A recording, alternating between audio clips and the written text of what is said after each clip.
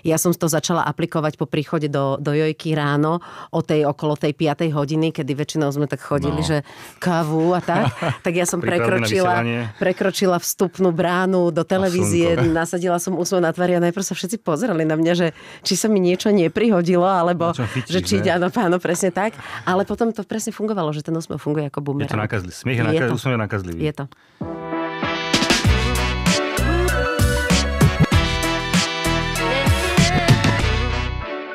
Vítajte, milí priatelia, opäť sa počujeme, ale aj vidíme pri ďalšom dieli našich podcastov.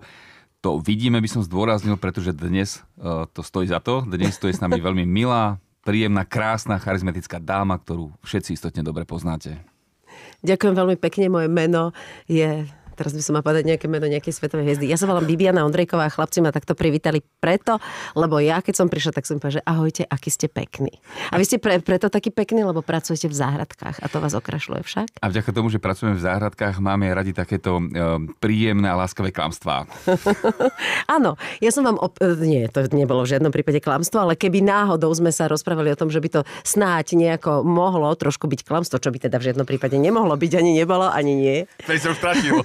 Tak by som len vlastne vám to opetovala, to vaše klamstvo, lebo vy si určite pamätáte, musí to byť pre vás nezabudnutelný zážitok, keď ste prišli do mojej záhrady a keď ste ju krásne zrenovovali a povedali ste mi, že takáto krásna bude a vlastne ja vám stále, keď vás stretnem, poviem, a to už je opakovaný for, čo vlastne už asi nie je for, ale že tá záhrada má tú jednu veľkú chybu, že tá vaša práca má jednu veľkú chybu, že tá burina tam stále rastie. A teda vytrvalo a statočne. Ty vieš vytnúť tak láskovo a jemne, to je úplne úžasné. Necháme nech Feri zareaguje, lebo ten vie ako na to. Stále ostávame veselí, stále ostávame kamaráti a stále si opakujem tú tvoju mantu, ktorú si nám ty povedala, že ty nechci byť otrokom záhrady, ale záhrada si mal žiť vlastným životom. Toto úplne naplňa to, čo si hovorila, že troška buriny, troška možno viac. To vôbec nie je na škodu, hlavne keď tá burinka prekryje nejaké iné chyby v záhrade. Áno, a toto sa mi veľmi páči, lebo vlastne to môže byť taký ten vzťah pretavený do projektu, ktorý sa môže volať, že kamarátstvo v burine. A hovorím o tom preto tak, lebo váš kolega a teda človek uznávaný v oblasti vzťahov k stromom, Eduard Jakubek, napríklad sa postaral aj o moje stromy v záhrade a on práve ma inšpiroval k tomu, že to môže byť projekt, že láska cez stromy. Áno, on Týmto vie. Eduarda pozdravujeme. On vie ako na to. Celý on. Ale on myslel tým teda tú lásku k stromom. Jasne, samozrejme. Aj na tej stromy vie ako na to. No, ako inú. Už len k burine môže podporiť lásku. Pri nás všetkých troch. Takže týmto pozdravujeme samozrejme. A to, čo hovorí, je naozaj pravda. To je. No, tak príďte k nám, je tam čo robiť. Veľmi radi. V každej záhrade, to určite áno. My máme tiež nejaké heslá, napríklad keď plejeme, nehneváme a podobne. Čiže keď príde na to, tak radi prídeme do tej záhradky nehnevať sa. Áno. A ja mám takú jednu vetu od Gisky Oňovej, ktorá hovorí, že rukám nevadí, keď pracujú. A to teda, keď občas si nájdem taký čas, že mám napríklad dlhý telefonát s nejakou kamoškou, alebo počúvam vaše podcasty, alebo niečo podobné. Dobre som to povedala? Dobre. Tak vtedy si to môžeš položiť aj vedľa tých buriniek a sadnúť si k tomu, dať si nejaký štokrlík a pekne vyplieť. Prácu relaxovať. Čiže najlepšie sa ti pleje podvedome, keď niečo iné ešte potom robíš, varíš, vysávaš, alebo telefonuješ. Bežne, keď varím, tak áno, jednou rukou plejem, druhou rukou všetky 4 ruky sú vyťažené. Upratuješ, áno. Ruky sa nehnevajú, keď pracujú. Áno. No, my sa primárne, ako chceme s tebou rozprávať o záhradkách, samozrejme, ale keď ťa tu máme, tak môžeme rozvinúť aj iné témy, životné. Takže pokojne z tej záhradky plynule poďme aj ďalej. Ja sa ešte predsa spýtam, máš tam takú nejakú obľúbenú rastlinku alebo niečo, na čom ti veľmi záleží? Ja si pamätám jednu. Schválne, či som sa trafil, tak povedz. Povedz ty. No, postaral sa o ňu Edy, pokiaľ si pamätám. Myslíš višňu našu? Áno. Áno. Je teda, tá višňa ma dosť rozčuluje, pretože ona, vieš, ak opadávajú z nej tie buď nedozreté, alebo aj dozreté, alebo skrátka tie kôstky, ktoré sa tam zaboria do travníka, tak potom máme tam milión malých višničiek. Ale je to strom, ktorý mi pripomína môjho otca. Presne. Lebo to vlastne som si ten stromček previezla z Borského Júra, kde môj otec žil a kde sme takú višňu mali. Ale mám tam aj iné stromy, jeden taký v rohu záhrady neovocný, vlastne neviem, aký to je, mali by ste prísť a pomenovať mi ho, tak naň sa často dívam, keď sedím na terase a cezeň mám tak pocit, že tiež tak myslím napríklad na môjho ocka alebo aj na iných ľudí. Nechcem začínať alebo sa prehúpnúť do nejakých smutných tém, ale aj na iných ľudí, ktorí sú niekde už teda v inej dimenzii a keď sa pozerám na ten strom, keď mám čas započúvať sa do šumenia jeho listia, tak ako keby on ma tak nejako tak prepájal. Ale mám tam plno iných krásnych miest, ktoré milujem. Každopádne ho zatiaľ voláme strom v rohu. Strom v rohu, ale mám rada aj kvety, lebo tá záhrada je veľmi dobre, ste to spravili, že tam je plno, stále je tam plno krásnych kvetov a páči sa mi teda, že to sú kvety, stromy, rastliny, ktoré si nevyžadujú tak veľa starostlivosti, teda takmer žiadnu. No, nie je na to času, je nám to jasné. V zátvorke, áno, vieme, veľa cestuješ. Áno, aj keď mám bohovskú susedku, Janku, ktorá nevolá sa Mičurinová, ale mohla by sa tak volať. A ona sa perfektne stará o svoju záhradku a ona mi aj teda, ja som jej hovorila, že Jani, že tak mi hovorí, ja budem opakovať, že čo mám robiť. Tak napríklad mi dala planty, ktoré čakali na svoj čas, zeleninové, ktoré čakali na svoj čas dosť dlho. Skúšala som, že či sú verné a vytrvalé, boli, dobre, prežili to. Overal si ich vernosť. Áno. Potom som teda, už som si povedala, že tak to už je, ako by povedala moja babička, na haňbu sveta. Tak som tam vytrhala tú džungličku, ktorá je vlastne určená na toto. A zatiaľ teda planty sú zasadené. O chvíľočku už budú nejaké paradajčičky tam a tak. Zasadila som nejaké kvietky, ktoré som dostala od našej garderobky na Dizeraných novín a tak. No tak občas tam priložím ruku k dielu. Dobre, vidíš to? Je sa čím pochváliť teda. No. Sú tu zjavné záhradkárske úspechy. Zjavné. My tu máme samých šampiónov záhradkárskych. Prípadne nejaké huby na záhrade. A to tiež nájdeš. A ja mám tiež obľúbenú rastlinku u teba jednu. Musím povedať, že tá susedová kiwi je naozaj úžasná. Susedová kiwi a naše hurmy. Áno. My to tak máme, že ich konár vlastne je náš a naše hurmy k ním sú ich. A ty napríklad hurmy kaký mňam. To sme oberali presne tak, ako ste mi poradili, že keď už trošku tak namrzli, tak raz nad ránom o nejakej 6:30 som zobudila moju dceru a som jej povedala, poď, ideme to obrať. Už bol strom opadaný, hurmikaky dozreté a obrali sme to, trošku sme tam nechali aj pre vtačiky, aby si pochutili a mňam. Potom sme to jedli celú zimu skoro a aj sme, toľko ich bolo, aj sme rozdávali kamošom. Perfektné, ty vieš tak pekne nainšpirovať, že potom to, ak to teda do toho počul, tak a nemá záhrade hurmikaky, tak si určite povie, že si musí zasadiť a pestovať. Buďte aj vy hurmikakáči. Dobre, poďme teda k tebe, Bibianka, pretože... Stále vás volám, poďte. Ty si naozaj... A my sa stále voláme, či môžeme. Ale ty si naozaj teda veľmi, veľmi teda úspešná, exponovaná, vyťažená mladá dáma, ktorá cestuje, ktorá je furt na obraze. Tak daj niečo z tohto sveta.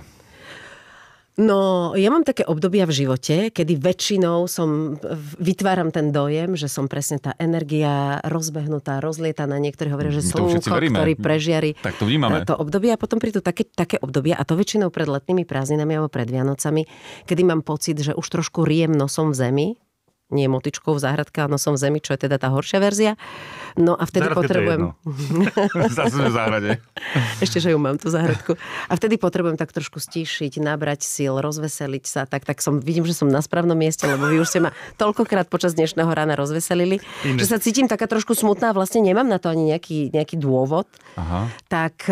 Ľudia nám zavolaj potom. Dobre, teraz stále už. Ty si tak veselá dvojica. Že taký pekný, no. To hovorím, no. My pobavíme. No takže áno, tak mám taký široký záber mnohých rôznych aktivít, ktoré mám, pretože ma to baví, celá táto mozaika a našťastie teda moja práca je mojim koničkom, z niektorých mojich koničkov sa postupne nejako nenapadne, až napadne stáva moja práca a tak, ale mám veľmi múdrych ľudí okolo seba, napríklad moju kamarátku Katku, fotografku Katarínu Rogelovú, ktorá ma inšpirovala v mnohých iných veciach, ktorým sa venujem aj z inej oblasti a ona mi stále pripomína, že akú hodnotu má tvoj čas? A vtedy som sa nad tým nikdy nezamyslela, keďže sme zvyknutí tak ako aj vy, že vlastne každá práca je naozaj odpracovaná, že nie sme tí, ktorí zarábajú, kým spia alebo podobne.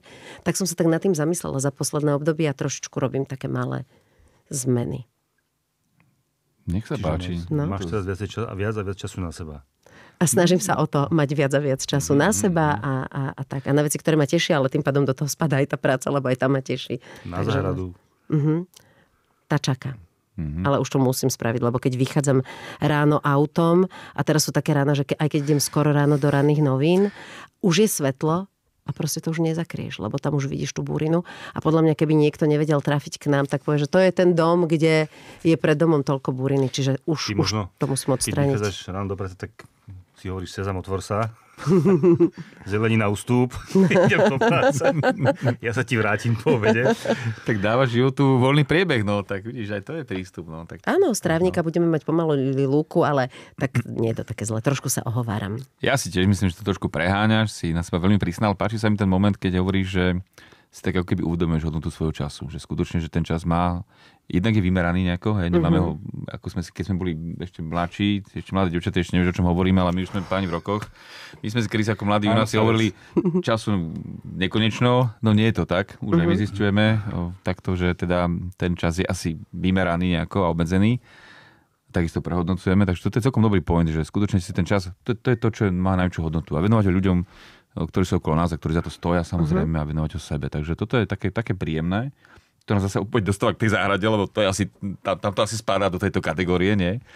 Ale musím povedať to, že ty si jeden z tých šťastných ľudí, ktorí vlastne robia to, čo robia ako koníček, vlastne majú zamestnanie. Na tebe to je proste vidno, že ty sa usmievaš, že keď ti nie je ľahko, usmieva sa permanentne, ty už taký permanentný úsmev ako permanentný make-up. No, Eva Pavlíková, herečka, perfektná, z Nitrianskeho divadla. My sme istý čas boli spolu v tom Nitrianskom divadle Andrea Bagara a ona tam povedala niekoľko takých vied, ktoré stoja za zapamätanie. Jedna z nich, ktorú si pripomínam, je, že, a to hovorila vtedy, keď jej nebolo práve najľahšie, hovorila, že usmievam sa, čo to dá. Tak ja sa niekedy usmievam, čo to dá. Potom napríklad taká tá Baťovinka, čo povedal Tomáš Baťa, že usmievaj sa 15 minút denne, vyskúšaj to. Aj vo chvíľach, keď sa ti práve možno nechce a to samozrejme už je stará známa vec, všetci to vedia, že čo to spraví s biochemickými procesmi v tvojom tele a že zrazu naozaj si tie hormóny šťastia navodíš a už máš dobrú náladu. Ja som to začala aplikovať po príchode do Jojky ráno okolo tej 5. hodiny, kedy väčšinou sme tak chodili, že kávu a tak ja som prekročila vstupnú bránu do televízie, nasadila som úsmev na tvári a najprv sa všetci pozerali na mňa, že či sa mi niečo neprihodilo, alebo že či áno, presne tak. Ale potom to presne fungovalo, že ten úsmev funguje ako bumerang. Je to nakazlivý. Smiech je úsmev je nakazlivý. Je to. To je výborné, presne. Preto si teraz svetlo a to slnko, no. Chápeme túto druhú prezývku. Áno, ale potom zase, a to tiež nechcem samozrejme vykecávať na seba, lebo ja som tako hovoríte, že celkom dobrá baba, ale potom mi doma hovoria, že keď tak dlhšie, mám napríklad viackrát vstávam skoro ráno do ranných novín, lebo vtedy musím vstávať medzi 3:30 a 3:45, čo je ešte vlastne prudká noc. A keď to mám viac dní po sebe, tak po obede už to na mňa prichádza taká tá únava, vtedy mi doma hovoria, že som nepríjemná ako zápal plúc. Tak tomu nerozumiem. Fú, tak akože to netuším. Však. Neviem si predstaviť to od niekoho minul asi. No, presne. Tak tedy je najlepšie zvoliť krátky spánok. Áno. A relaxík. Áno. A zase sa nabiť a dobiť. Tak áno, ľudia, ktorí sú takíto svetelní, musia mať aj také tie fázy, že dobíjania. Aj ten deň, nie, to inak. Aj ten tieň nedá bez slnka ani deň. Spieva Darinka Rolincová. Mohla som to rýchlejšie, mohla som si to premyslieť. Mne sa vajce páči tá smradlavá mačka, ale dobre. Smradlavá, páchnúca mačka. Okay. Ty som nevedela, že toto je hudobno-zábavná relácia. Veď ty vlastne spievaš, ešte aj asi tancuješ, takže to sem patrí. Jasné, som taká tanečnica, taká spevačka. Všetko, čo môžeš robiť na záhrade, patrí aj sem. Áno. Pri miesičku. Na hubičku, marne som čekala. No, tak my sa dospievame dokonca. Stačí ti nahodiť a vidíš, že sa chytáš. Ale vidíš, ale všetko sedí. Všetko z toho, čo tu odznelo, sedí. Mesičku na nebi. No, Kalan, čo tam máš aj ty? Ja sa spýtam, musí zahiela bazénovú sezónu? Áno.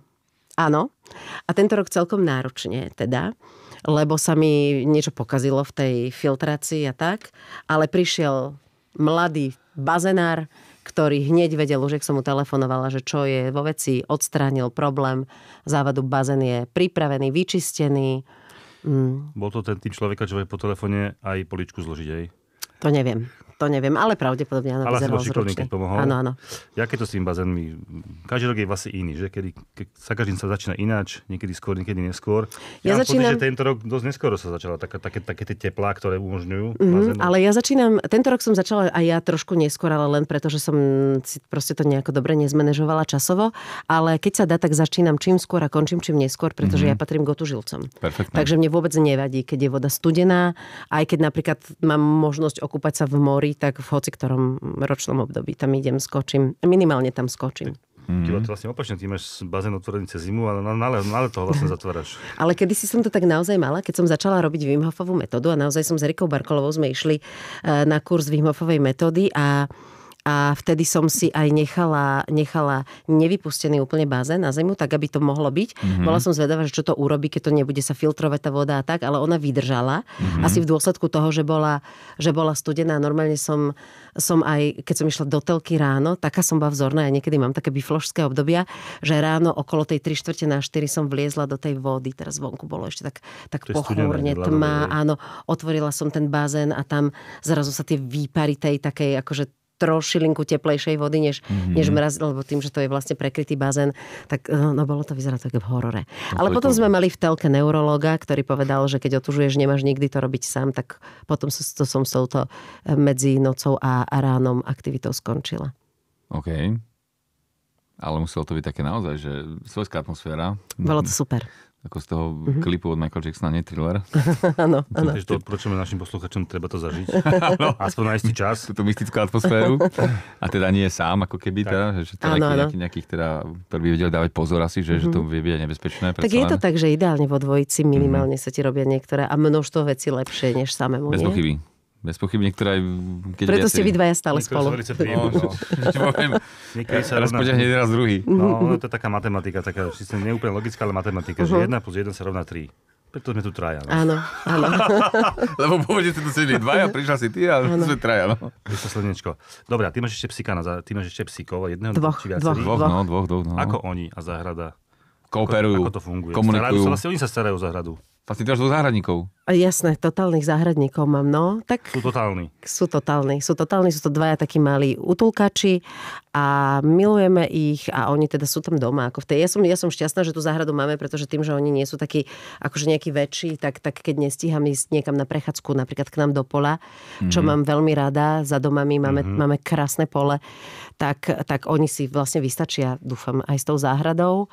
No a potom sa venujem takým tým iným veciam, že som prejdem a musím si dávať pozor, keď viac dní napríklad sa o to nepostaram, tak potom mám tam... mladú slivočku. Mám mladú vyšničku. Zaminované, hej. No, presne. Veľmi dobre sa pri zbieraní exkrementov medituje. To si dáš potom, bo sa sústredíš práve na tú vec, keď nechceš sa nejako zašpiniť. To je dobrá mentálna hygiena. Varenie a upratovaní. No, a vyplývaní, no. Ináč. Však hovorím, všetky 4 ruky. Neviem, či pri tejto aktivite práve by si nemal byť práve sústredený na to. Tam asi sa nevyplatí byť, kde si duchom inde. Uvažujem o tom, že by som si kúpila takú tú automatickú kosačku, tú samostatnú, no a vtedy musíš mať tú záhradu čistú. Aj keď vraj sú už také, že vedia obísť. Áno, vyhnúť sa. Inak to keby vedeli. Inak hrozí riziko, že rovno z kosačky sa stane rozmetadlo hnojiva, jasné. Alebo teda, no... Počkaj, ináč... Mali sme tu odborníka na trávniky, môžeme sa spýtať, čo to spraví. Tak ale u teba aj musí byť dobre, naozaj, že našli domov taký ten milujúci, prirodzený, teda v lone prírody a myslím, že im stačí tá záhrada, že ani to pole nemusia mať. Že áno, ale majú to radi, aj keď napríklad moja mama býva na našej ulici o 4 domy ďalej a keď idem k nej, tak beriem chlapcov, to je Bonifác a Leo, to sú naši psi, tak ich beriem väčšinou so sebou a hlavne keď ideme tak, že kávičkovať teraz na terasku k nej a tak oni už sú pripravení vyštartovať, väčšinou ich beriem, totálne vedia, kam sa ide, bez vodítka, vždycky tak akože trpnem, že či náhodou nestretneme nejakú dogu alebo niekoho iného väčšieho, pretože hlavne ten menší Leo, ten si myslí podľa mňa, že on je najväčší pes na svete. Že dobre mám však, tiež sa nevidel v zrkadle, áno, to poznáme, hej. No, tak bežia potom po ulici, rozprávajú sa s inými psami a tak je to celkom zábavné. Tak tiež sú spoločenskí. Totálne spoločenskí. A určite im pomáha v tom, že ty vlastne za tie ich počiny na zhrade nejako nehaníš. Proste bereš to tak, že to je súčasť, že si rada, že sa vôbec cítia dobre. Aha, že mala by som ich haniť? Nie. Mnohí ľudia to robia, veď. Mnohí ľudia to robia. Ty vlastne pochváliš. Není to podľa Ja ich nechám. Presne. Ja nie som doma. Ja aj tak preto, aha. Ale to je to dobre. Ťa chcel radšej pochváliť, vieš. Ale pokojne ma môžeš chváliť. Lebo niektorí majú tú záhradu radi sterilnejšiu a to v podstate možno nie tak na štýl radi.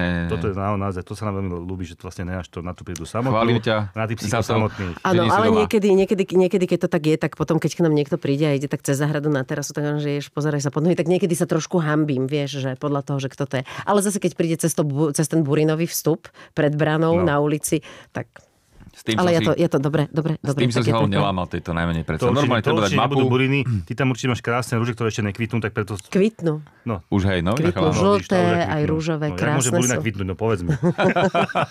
Ešte k tomu kvetami rúže. Aj levandula, tam je krásne kvety, sú tam všelijaké. Perfektné. A máme to. Raj na zemi, no. Je to tam nádherné. Hovorím vám to. Chalan, zapíšu do diára. Klamu. Nemám tu diár. Nezapíšem si, ale skúsim si zapamätať. Čo sa ešte spýtame? No čo by ste ešte chceli vedieť o mne? Spýta sa ty. Kedy prídete? Nie. Tak málo sme ťa rozobrali. Ty si taká veľmi strohá. Povedz, čo tam máš ešte také, vieš, také pekné zaujímavé. Však stále máš toho kopec. Furt vidno, kade táde občas na teba narazíme, keď nie naživo, lebo to je naozaj vzácne. Na Instagrame aspoň, alebo na sociálnych sieťach vidíme teda, že žiješ naplno, že tvoríš, riešiš veci, si všade v údzovkách. Prehodnotila som svoj vzťah k sociálnym sieťam za posledných 8 rokov. Pamätám si, že keď sme začínali s rannými novinami a keď tam napríklad naši showbiznoví kolegovia prinášali informácie o tom, že čo bolo na Instagrame, tak ja som vtedy si hovorila, že oni asi žartujú, lebo to nebolo vtedy také zvyčajné. Dnes už by sme tomu neverili a pritom to bolo fakt len, nejakých 8 rokov dozadu. A potom som pochopila, že nie, že to nie je fór, že to je naozaj jedno vážne médium, ktoré musíme nejakým spôsobom, alebo mali by sme rešpektovať, vnímať a tak. A ja som sa nejako nezapájala, ale potom som sa zapojila, lebo som pochopila, že fakt to je médium. A keď aj robíš nejaké také aktivity, keď chceš dať do sveta o niečom, čo robíš, čo ťa zaujíma a čo možno ti môže aj nejakým spôsobom priniesť niečo, nehovorím teraz len nejaké, že matériu alebo že predať, tak o tom chceš informovať. Je to jeden z kanálov, jasné. Áno, je to taký kanál, takže ja som prostredníctvom toho začala napríklad o pripomínať ľuďom, že som napísala rozprávkové knižky, básničkovú knižku, alebo že môžu prísť na krásny ostrov Krk do Chorvátska a tak. A tým pádom už keď sa s tým začneš tak babrať a hrajkať, tak už potom tam si povieš, že tak dám niečo, ukážem niečo a potom ťa to už aj začne baviť a musíš si dať potom pozor, aby si neprešvihol tú mieru.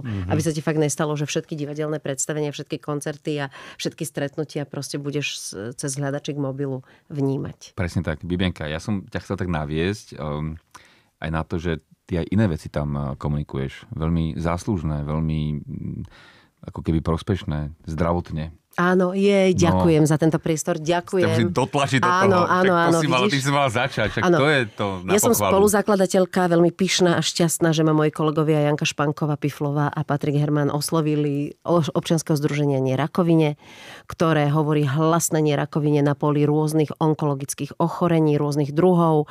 Snažíme sa o to, aby sme šírili od malých detí, školákov až po tých najstarších, najviac ľudí na svete, alebo teda minimálne na Slovensku, prevenciu, aby sa o seba ľudia starali aj v tejto ťažkej dobe, aj v tejto dobe, kedy často musíme suplovať veci, ktoré prichádzajú a preventívne opatrenia, ktoré sa rušia a tak ďalej. Komunikujeme presne s lekármi, s odborníkmi, búchame na dvere legislatívy, aby sme neboli na chvoste nielen európskych krajín v rámci dostupnosti liečby alebo rôznych screeningov a podobne.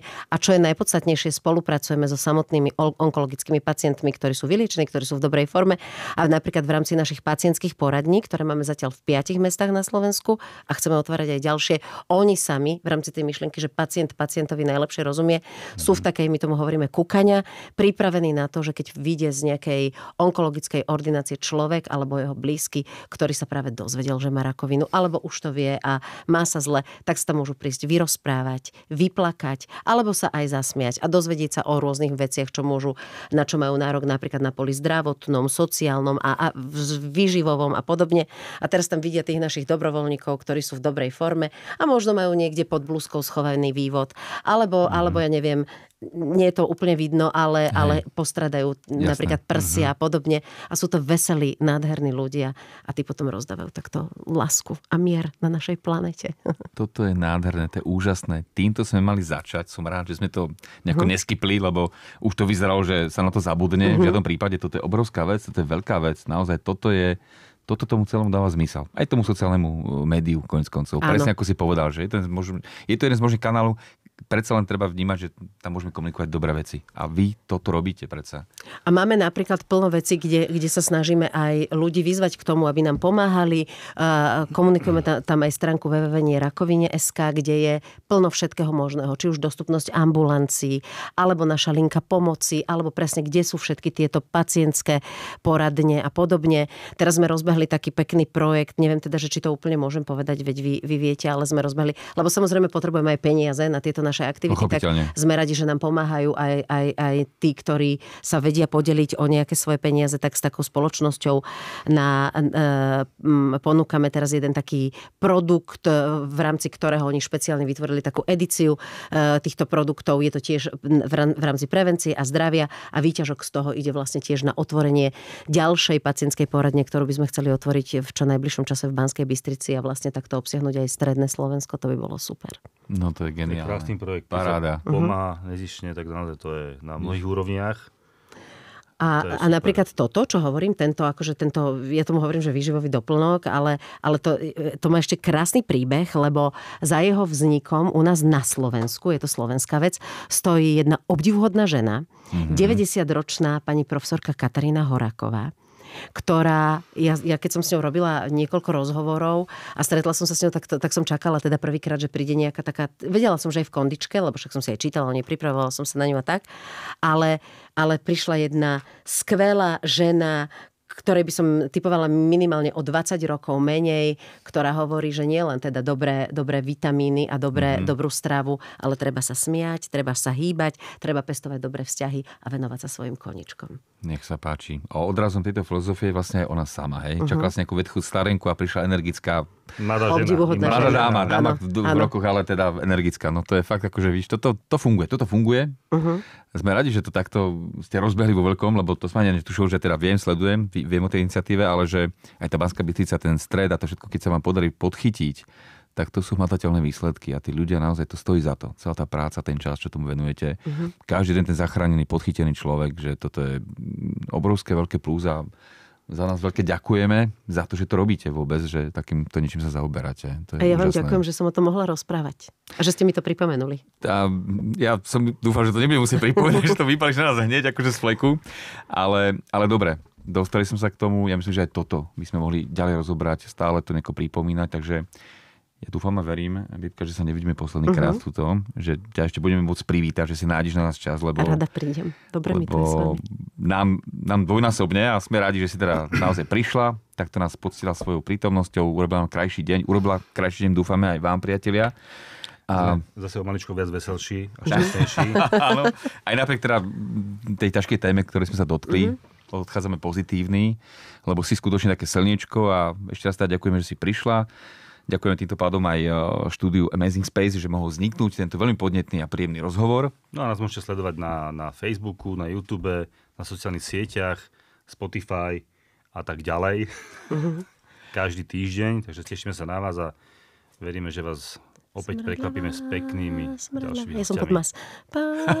Krásne všetkým. Ahojte.